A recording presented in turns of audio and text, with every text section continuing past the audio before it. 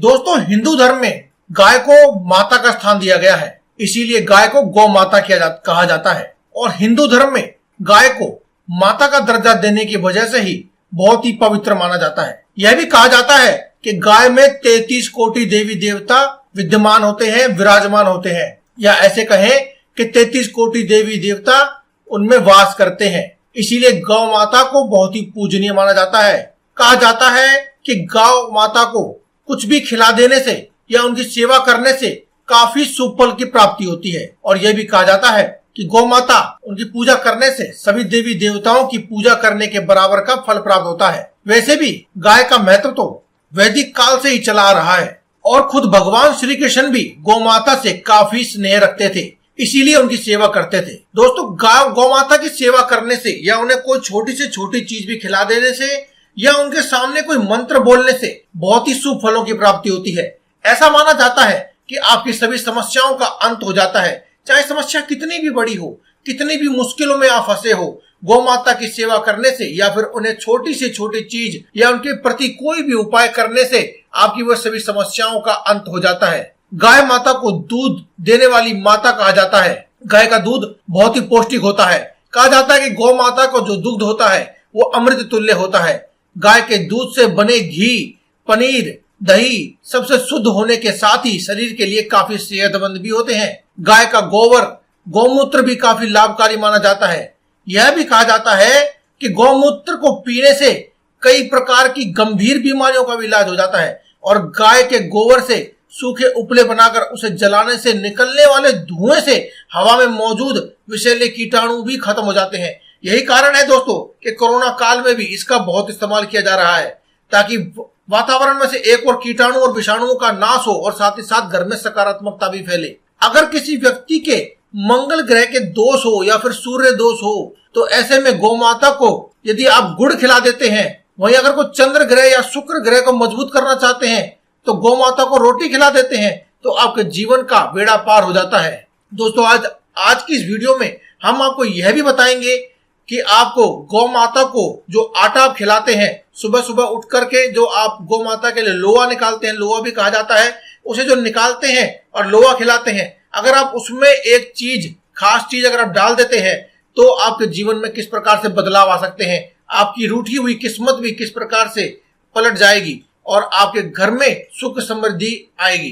दोस्तों, इसके लिए दोस्तों आप सुबह सुबह उठ जाएं, जल्दी उठने के बाद स्नान आदि कर लें और अपने नित्य कर्मों से निर्वृत्त होकर के आप स्वच्छ होकर अपने रसोई घर में जाके आप गौ माता के लिए उनके निवेद आप आटा लगाएं, या फिर जो भी आप नित्य अपने घर के लिए खाना बनाने के लिए आटा लगाते हैं वही आटा लगाएं। और उस आटे में बस नमक ना डालें, थोड़ा सा आटा अगर आप हो सके तो आप अलग से लगा लें और उसके अंदर थोड़ा सा गुड़ और थोड़े से काले चने जो रात को आपने एक रात पहले ही भिगोए हों, ऐसे चने, थोड़े से चने आप डाल दें और उसका एक लोहा बना करके गौ माता को खिला दें। ऐसा माना जाता है कि गौ माता को यह खिलाने से आपके घर में चाहे दरिद्रता कितनी भी हो, कितनी भी पुरानी हो, बड़े से बड़ा कर्जा हो या फिर अटका हुआ पैसा हो, वह भी मुक्त हो जाता है और रुका हुआ व्यापार भी चल पड़ता है। और अगर आपके कोई नए काम में कोई व्यवधान आ रहे हैं या मुश्किल आ रही है तो वह भी आपकी दूर हो जाती है। दोस्तों, वैसे भी कहा जाता है कि हर दिन की सुबह जब भी आप घर में रोटी बने तो पहली रोटी आप गाय को जरूर खिलानी चाहिए या फिर एक रोटी उनके लिए जरूर निकालनी चाहिए। आज की इस वीडियो में हम आपको बताएंगे कि पैसे की तंगी को दूर करने के लिए या फिर धन की प्राप्ति की इच्छा को पूरा करने के लिए आप कौन सा उपाय कर सकते हैं। दोस्तों, जब भी आप अपने घर में गाय के लिए रोटी बनाएं तो रोटी बनाने के बाद उस पर थोड़ा सा गुड़ या फिर शक्कर रख करके या उसमें थोड़े से चीनी के दाने डाल करके उसके बाद आप गाय को रोटी अपने हाथों से खिलाइए। गाय को रोटी खिलाने के बाद आप उनसे हाथ जोड़ करके और अपनी आंखें बंद करके अपनी मनोकामना भी कहें। हो सके तो गाय के कान में आप अपनी मनोकामना कहें। ऐसा कहा जाता है कि गाय के कान में इस प्रकार की मनोकामना कहने से आपके घर में जितनी भी समस्याएं होती हैं या आपके मन में जो भी समस्याएं हैं पैसे से संबंधित, खास करके दोस्तों अगर आपके कोई जीवन में समस्या है तो वह चली जाती है। दोस्तों, इसके साथ साथ हम आपको बताना चाहेंगे कि गौ माता के ऊपर हाथ फेरने का एक उपाय होता है जिसे बहुत ही लाभकारी माना जाता है। कहते हैं कि यह उपाय बहुत ही चमत्कारी है और इसे करने से बहुत से लोगों के जीवन में बदलाव आए हैं। दोस्तों, अगर आपकी कोई विशेष मनोकामना है, चाहे वह धन प्राप्ति की मनोकामना हो या फिर अपने जीवन में सफलता प्राप्ति की हो, रुके हुए व्यापार को आगे बढ़ाना चाहते हैं, या फिर आपके घर में कोई विवाह संपन्न करने के लिए कोई मुश्किलें आ रही हैं, या किसी भी प्रकार की समस्या है, तो आप इस उपाय को कर सकते हैं।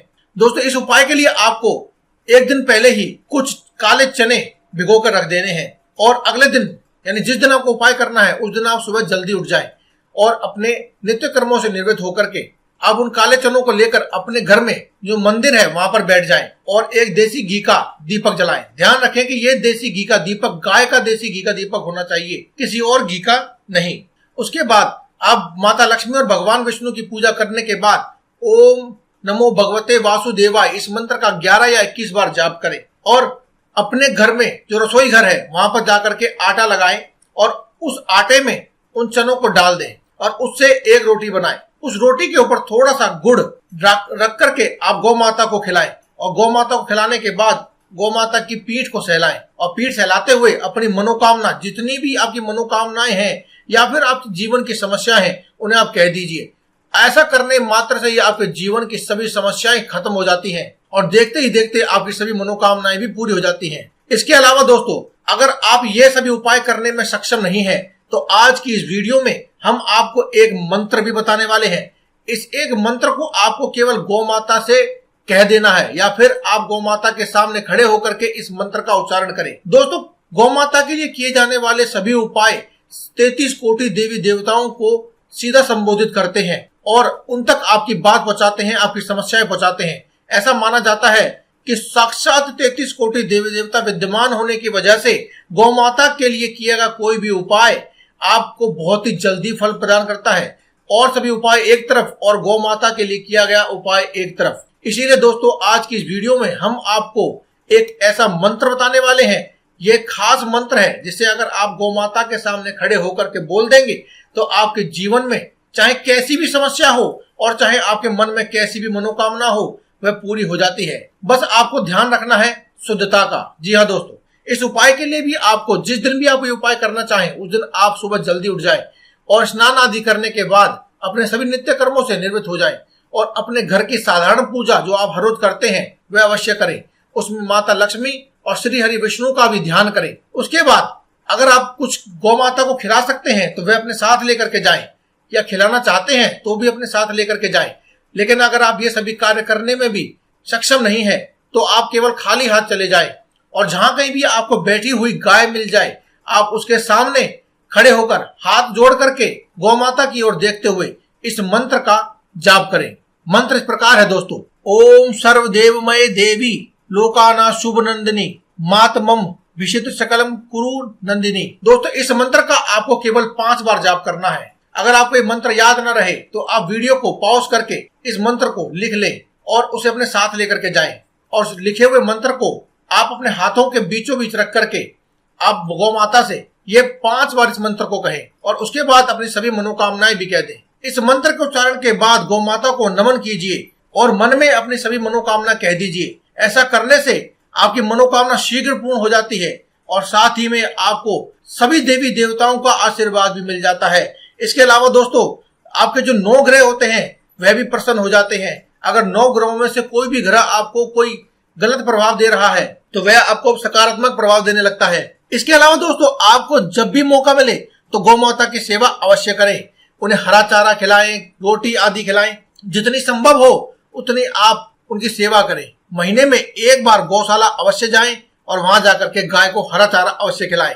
तो दोस्तों, इसी के साथ मैं इस वीडियो का अंत करता हूं। आपको अगर ये वीडियो अच्छी लगी हो तो आप कमेंट बॉक्स में जय बजरंगबली या फिर जय गौ माता की एक बार अवश्य लिखें, और साथ ही साथ इस चैनल को सब्सक्राइब करें और कमेंट बॉक्स में लिखें जय बजरंगबली।